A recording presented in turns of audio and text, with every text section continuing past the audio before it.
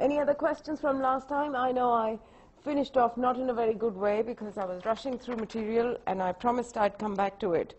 But today we're going to look at, and last week we looked at the Vedanta, the Advaita Vedanta. Remember? Their arguments for the existence of the self and the kind of self that is involved. The self which is essentially, and I hope you all remember what essentially means, a self which is essentially non-material, conscious, and non-eternal. So those three properties of the self. And that is a view that is shared by all the Hindu schools. This week we are going to look at the Nyaya Vaisheshik, which is a different Hindu school, and you will find that these Hindus are debating, like last time, amongst themselves, with the Buddhists and with the Charvaks or the materialists. We will have an occasion to look at why the self is not identical with the body. We will have a chance to look at that. Regarding the difference, the main difference between the Advaita Vedanta school and the school we are going to look at today, the Nyaya school, there are two main differences. One, like the Vedanta school, they do not think that the self is the self is identical with Brahman. They do not think that. They do not think that there is only one reality. It is very important to them that there are plural selves, individual selves. Each of you is an individual self and continue to remain so even after liberation. We don't all merge in the one reality. That's one important difference between, and they'll give you some reasons for that. Another important difference, and this was the point we were discussing in last week's lecture, which I did not do very clearly. The other important difference is this, the Nyaya school regards the self as consciousness as not the only essential property of the self. They think other properties of the self are also essential, right? So they think cognition, being the subject of experiences, having karmic merit or demerit, having moral responsibility, all these notions are important, are essential to the self. They don't think that consciousness is the only essential property. They do not think that consciousness is the only important property of the self. Okay, so differences are clear. First difference, there is not just one self, there are many individual self, and two, there are other things that are essential to the self, not just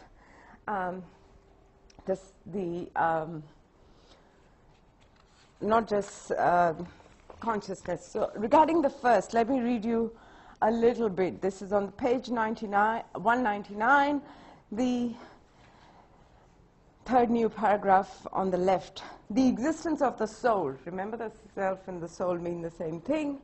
The existence of the soul is inferred from the fact that consciousness cannot be a property of the body, the sense organs, or the mind.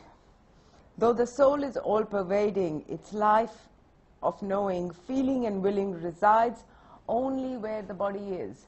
So they think, there are as many souls in this room as many bodies. The soul only exists where the body is. The plurality of souls, so that there are different souls, is inferred from their differences in their status and their variety of conditions. Each soul experiences the consequences of its own deeds. And the Vaisheshika system uses this fact as a proof for the plurality of souls. So the fact that there is many different souls is inferred from the fact that each of the souls has to suffer its own karmic, whatever karmic residues it's acquired, whether merit or demerit. So each soul has its characteristic individuality. Even the freed souls exist with specific features. So they do not think we all merge into the one Brahman, the one ultimate reality. We continue to exist even, whatever. Well, they won't say we continue to exist. We continue as free agents, but as individuals in the afterlife. however you want to describe. It's not afterlife in the sense of being reborn, but it's afterlife in the sense of being in a different plane of existence. So another thing you might have noticed in this passage, and this is where the Nyaya Vaisheshik are special from the other schools, are different from the other schools, is that they do not think that you can see the self. The soul or the self is not the sort of thing that can be perceived. They are empiricists. They think, that we get knowledge from the world, and you'll see they put a lot of weight on perception and direct experience. You will see that in the course of the proofs that they give. But they think there is another way of knowing about the soul, and that way of knowing about the soul is inference. So all the arguments are inferences to the best explanation. We've come across this form of argument before. The argument in Yoga Sutra 9 for the rebirth and transmigration was an inference to the best explanation, right? They wanted an explanation of fear of death, and they gave you they thought the best explanation for the fear of death could be if we accept that there is rebirth and transmigration, right? So here the same thing is going to happen. The various arguments you see on the second part of your handout are all the Nyaya arguments, and they're all inferences to the best explanation. They're going to point to certain phenomena and say, what's the best explanation for this? The best explanation for this is that a self must exist. So all the arguments, they don't believe in that the self is the sort of thing that can be perceived. So this is what they have to say about the self, and they're very clear about it. This is on page 200 down the bottom, the under 44. So 44 is actually the sutra, but as usual the commentary is the thing that is useful, inasmuch as it is extremely subtle in its character and as such imperceptible. Its cognition is brought about by the organs of hearing, etc., as inferred from the perception of sound. So the self is always inferred, aided by the fact of such instruments as the axe and always being, and the like, being always operated by a doer of an agent. So they emphasize this notion that the self can be inferred as the agent of activity. It's a very important Nyaya argument, and we'll look at that in detail. What is called the argument from agency, the way the body moves. The argument is essentially this: the way the body moves, going towards things that are pleasurable and abstaining from things that are undesirable. That is the reason there must be an intelligent agent guiding this body. There must be something inside this body. Can't be just the body doing these things by itself. But we'll come to that argument. So, surprisingly enough, I was looking at Wittgenstein. You might have come across this philosopher, Wittgenstein, in some other context, or might have heard the name. I was looking at that for a different reason, and I came across this analogy I thought that I should mention to you. So he, in his first most important work called Tractatus Logico-Philosophicus, which is a very important work on philosophical logic, he says this about the self. He also says that the self is imperceptible. The I, I in terms of the I that does the perceiving cannot be perceived, he says, because you can think of it as the limit of the field of perception, right? So think about this. It's not something which is in our field of perception. It is just something which sits at the limit of the field of perception. So can you see the I that is doing the seeing? Wittgenstein says no. So it's like, if you think of an individual I, now by that I mean this thing, this organ which does the perceiving, and draw the field of vision. Our field of vision right now, because we are in a closed room, is limited to you know, the walls of the room. That's the field of the, but we can see the walls. But think about the seer. Can you really see the seer? Can you really see the thing that is doing the seeing? Very much like, you know, can we really know the knower last time? You can think of the knower, you can think of the seer as the limit of the field of perception. Can you see the seer? Can anyone see the thing that is doing the seeing, you think? What about when you look yourself in the mirror and look at your eye? Can you see the seer?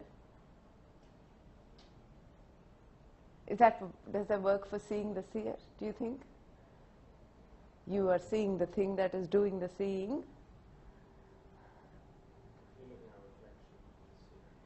You see the reflection of the eye, but no one thinks that the sense organ does the seeing, right? Even, you know, materialists do not think that it is this bit which does the seeing. Seeing happens in some, you know, visual perception happens in some V4 area of the brain, right down at the back, right? No one thinks you can see the seer in the mirror. Wherever that seer might be, it might be, yeah, that one. So the seer might be a soul substance, like these Hindus believe, or it might be brain activity. But no one, even the materialists don't think you can see the seer. So it's a nice analogy to keep in mind. You know, we can think about being in an open space. You know, there are still limits to how far you can see, but you can't perceive the limit of perception, what is beyond the limit of perception. So I thought, you know, this idea in Wittgenstein is a nice idea to keep in mind, that the self is the limit of the field of vision. It is the seer that is doing the seeing. Okay, so as I said, according to these Nyaya philosophers, there are other important properties of the self other than just consciousness. And so this claim, consciousness is an essential property. They're not denying that, but they think it's not the only essential property. So this claim will have to be battled out with other Hindu philosophers, because as we saw, the Vedantins, Shankar believes that the self is only a conscious thing. There is no other essential property of the things. So this is the objections by the Vedanta, and also objections by another school, Sankhya, also believes that consciousness is the only property of the self. So you'll see, and sometimes they say that they have a slightly different view. I'll get to that. So we're going to look first at this Vedanta and Sankhya objections. So this is an internal debate, if you like, amongst the Hindus about what's the nature of the self. And then we'll go on to debates with other people. So what do they have to say? The first argument, and this is something we looked at last time, but I didn't quite finish, is the Vedanta claim that if, according to these Nyaya, if agency is an essential feature of the self, that means without being an agent, the self cannot exist, right? That's what an essential property is. So if agency is an essential property of the self, then moksha or liberation would become impossible, because the self would never stop acting. If the self never stops acting, there will always be the possibility of karmic residue, right? So they say if agency is an essential property of the self, then the self could never be freed or never be liberated, because the self is always acting, and with action there is always at least a possibility. At least a possibility. I don't say whenever there is action, there is karma is produced. Why not? Can you do action without karma being produced, without acquiring any karmic residues? How come? Pardon? Just breathing? Is that something that's neutral?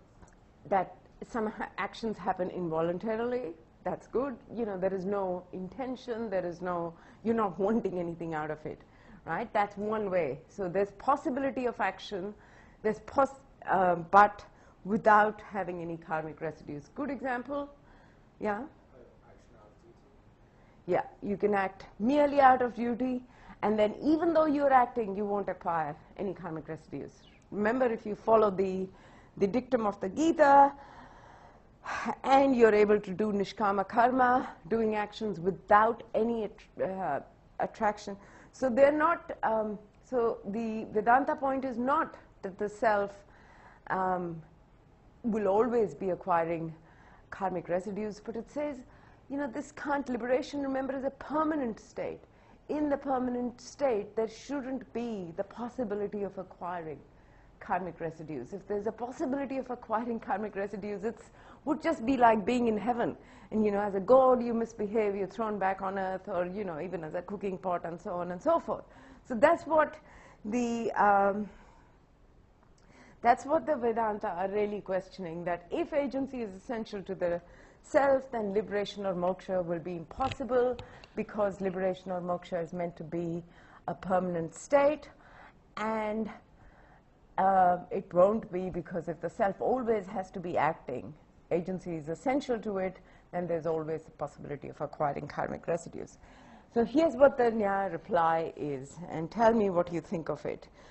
So they're worried. They say if the self is a purely conscious entity, as the Vedantins say, if the self is a purely conscious entity and has no other essential properties, then how it is, you know, how is it possible to explain the relationship between the self and the body?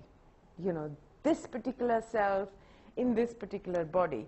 So really what they're saying is the whole doctrine of karma would become questionable, because what we want, because remember, karma says you will suffer the consequences, the kind of body you are born with, the kind of dispositions you have are dependent on your previous actions, right? So there is a very good explanation in karma for why this soul resides in this body, right? If you say that consciousness is the only property, so there is no, you know, no essential relation with the body, the soul and the body are not importantly related, then you can't say why this body is a property of this soul, because the Nyaya Visheshik want to say that karmic residues reside in the soul. The soul is not just not only essentially a conscious thing, it also is the substratum of the it is the one that carries the karmic residues, and that's why it has, the soul, if you like, has an appropriate body, right? If you take away the karmic residues from the soul, if the soul is the one thing, you know, remember, for the Vedanta, there is only one soul, right? So the soul cannot be touched by anything. The soul is pure. It's only the something else that is causing the that is carrying the karmic residues. If that's the case, the Nyaya worry is that the conjunction between the mind and body, not the mind and body, the conjunction between the self and the body.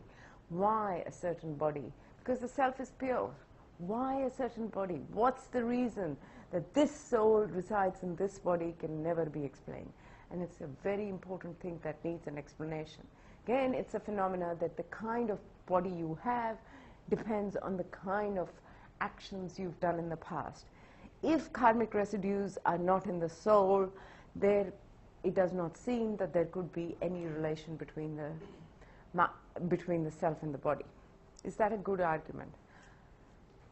So their concern is you can't explain why a certain soul in a certain body unless you say that the soul is the one that is carrying the karmic residues, so the soul must be more than just consciousness. It's an agent, it's the thing that is morally responsible. That's what comes with agency. With agency comes moral responsibility. With moral responsibility, according to the Hindus, come the karmic residues. Right? So if the soul is not the carrier of the karmic residues, it is impossible, they say, to explain why a particular body why a particular soul resides in a particular body. This is not, this criticism is not sort of unique to the Indian, to the Hindus. In fact, a similar thing happens in the West as well. Descartes, poor old Descartes again, who thought of there being two distinct substances which are completely independent of each other. For him, it was mind, or the thinking stuff, and the body, or he called them res cogitans and res extensa, something that has an extension and something that does the thinking. If you have two very distinct substances which are completely independent of each other, then it's very hard, very difficult to explain the mind-body interaction. And that's exactly the Nyaya point here. Think of the self as the thinking thing, self is the doer, the agent. Once you postulate two completely independent entities, there's the material body and there is the self, and they are both independent substances, any relationship between them, but you want there to be an important relationship between them, it's going to be very difficult to explain. It's going to be almost impossible. So with Descartes, there was this mind-body dualism, and then basically to explain the interaction between the mind and body was one of the biggest problems faced by dualism, and still is. Anyone who wants to be a dualist has to explain, then what does the mind have to do with the body? How come they interact so closely if they're really independent of each other? It just seems accidental that the mind is able to have an impact on this body and make it work a certain way. And a similar kind of thing. So this is one of the concerns of the Nyaya school, that if the self were not, if the self is completely independent of the body, we could not explain the relationship between the two. So they think that the only way to make the relationship between the self and body clear, we must say that the self is the locus of the karmic residues. Once we say the self is the locus of the karmic residues, you can actually explain why one has a certain kind of body, because the karmic residues are responsible for certain kind of body. Locus means something like a substance. So you might think, here's an example of, I've given this example of conscious states cannot be floating about, right? You might think the body is the locus of conscious states. Conscious states are a property of the body, or you might think they're a property of the mind. So, yeah, where do they exist, and why do they exist there? So locus is a location, comes from location, or in fact the other way around. Location comes from locus. Why are they at that specific point? Why are they contained there? Locus is like a container of properties. Okay. The other reason why the Nyayikas think that the self is an self is an agent is, as I said, they're empiricists. They depend a lot on direct experience. One of the other things that they say is we not only conceive of ourselves, think about your own experience of yourself. So think about being self-consciously aware. We consider ourselves as the subjects of our mental states, so subjects of consciousness. We consider ourselves like, I am in pain, I am having a good time, I am told. We consider ourselves as the subject of our conscious states, the thing that is in pain, the thing that has certain desires, the thing that has certain beliefs, and so on and so forth. But we also consider ourselves, we also experience ourselves as the agent, as something that is the agent of an action. We don't think of ourselves as being passive. Right? So first-person experience, here they're depending on first-person experiences not only of being a passive subject of experience, but also an active, doer or an agent of action. And the Nyaya says, what we directly experience, you cannot question. So here's another proof, they say, that agency must be essential to the self, because we don't think of ourselves as merely passive owners or subjects of conscious experience. We also think of ourselves as active agents. And this sense of ourselves as active agents requires that agency is an essential property of the self. Yeah? One second. The Vedanta say that the soul is pure and it's not touched by karma. Yeah. Whereas these Nyayas, they reckon that to explain how across lifetimes karma is manifesting itself in different bodies, Yeah. that's not the case, and that the soul does bear karma residue. That's right. So that's their main point, that the soul must bear karmic residues, because, and from the reason why they think, and this is where the point about agency comes in. With agency comes moral responsibility. For Hindus, moral responsibility is karmic residue. That's why they think self has to be an agent. The soul is. Yeah, the soul is an agent. The soul, it's not the body that is doing things, it is the soul that is the doer, the mover and the shaker, if you like. Okay? So the third argument, and this is, another school of the Hindus, they come up with another suggestion. So this is the Sankhya. This is not the Vedanta. That's the third objection listed under the first point. The Sankhya say, well, look, there's really three or four things here. There is the self, or the soul substance, the purely untouched thing. But there is other things. There's the body, there is the mind, and there is the sense organs. So why don't we say that it's the mind, it's not the body that carries the karmic residues. The body is such a way because it's also associated with a certain kind of mind. It's associated with a certain kind of mind, and it is the mind that carries the karmic residues. So here's another important point another important point to note about the Hindu way of thinking about the world. So for them, there is the self and the not self. Right? The self is the soul, the pure, the consciousness, whatever. And then the not self, they think mind, body, sense organs. That's all not the self. None of those are essentially the self. So when they talk about properties of the self, they're not talking about the properties of the body, they're not talking about the properties of the mind, and they're not talking about the properties of the sense organs. You'll see the Nyaya will go through this several times. Why can't this be a property of the body? Why can't this be a property of the sense organs? Why can't this be property of the mind? Why? Because of various reasons, and then they will say, well, it's a property of the self. It's got to be a property of something, so we must postulate a self, which provides the locus for these properties. So the difference between the self and the not self is the self continues over lifetimes. The not self stuff is perishable. Mind, body, sense organs are all the perishable stuff. The only thing that is permanent is the self, or the soul substance. So the Sankhya suggests, how about the mind carrying the karmic residues?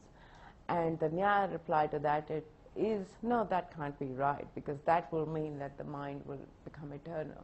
We don't want to say that the mind is eternal and carries across lifetimes.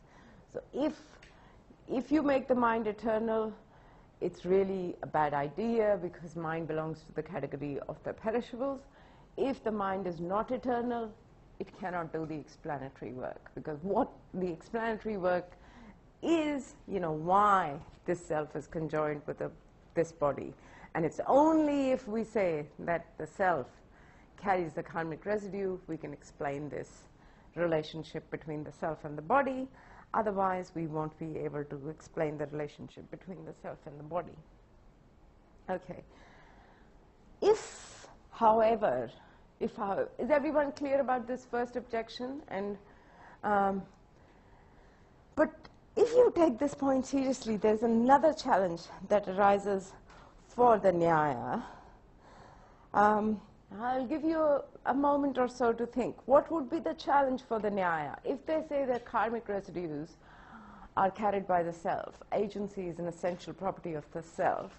Sure, we can explain, why this kind of body, but what might be the problem for that? Yeah, the self is supposed to be a permanent thing. But karmic residues are changing all the time, right? We said the self, they want to hold on like everyone else. They want to say the self is eternal, the self, is uncaused, and it does not change over time, because anything that changes is subject to decay, and then it will perish. You can't have both of these claims together. The self carries the karmic residues and everyone has to accept. All parties agree karmic residues keep changing over the period of time. When you do good actions, you acquire good ones. You do bad actions, you acquire bad ones. So if the self essentially has karmic residues, it must be a changing self. That's going to be an issue. The Nyaya response to this is, no, we have to make a substance property distinction, which is like the following. The self is the substance which has these properties. Now think about this. We all conceive of ourselves as changing over time, right? From when you were 3 to now, there's lots and lots of changes happen. But the Nyaya are going to say the self remains the same, and we have some sense of that, right? We think it is still us, the same being, which is having lots of changes of properties. I'm growing taller, becoming wiser, I hope. Losing some cells, getting some ailments at my age. You don't need to worry about it, but, all of those things start happening. But they're just properties. The self is the substratum which has all these properties. So the Nyaya say we can draw a distinction between the thing or the substance which has the properties. Karmic residues are just properties of the self. Other things like agency, that's just a property of the self. Our desires keep changing over time, but that's just a property of the self. The self doesn't change, it's the properties change. And that's something, we all should be familiar with. We don't see ourselves, changing with every change in properties. Just because I've become an inch taller or I have a new desire that I have not had in the past doesn't mean it's a different me. Doesn't mean it's a different being. So the Nyaya says, no, you're getting confused. The self is still changeless. The only difference in this case is that it is the properties that are changing, but the substance itself, the thing that has the properties, is changeless. So we can get around this worry as well. They will put it like saying, the individual self is the bearer of the properties, and the bearer of the properties remains changeless. Should we move on to the next part, or maybe we should just have a break at this point, and then it'll make more sense. So we're going to now start looking at the Nyaya arguments for the existence of the self. Some very interesting proofs. Let me tell you, very interesting proofs for the existence of the self.